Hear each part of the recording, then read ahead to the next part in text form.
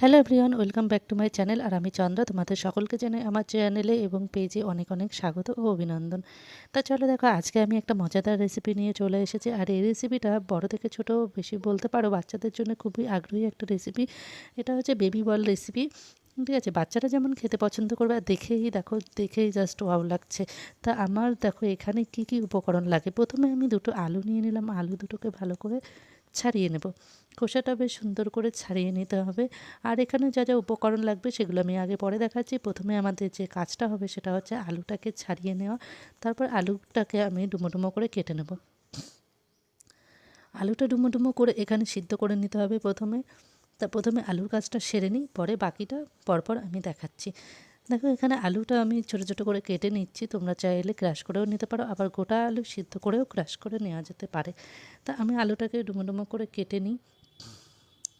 আর এই রেসিপিটা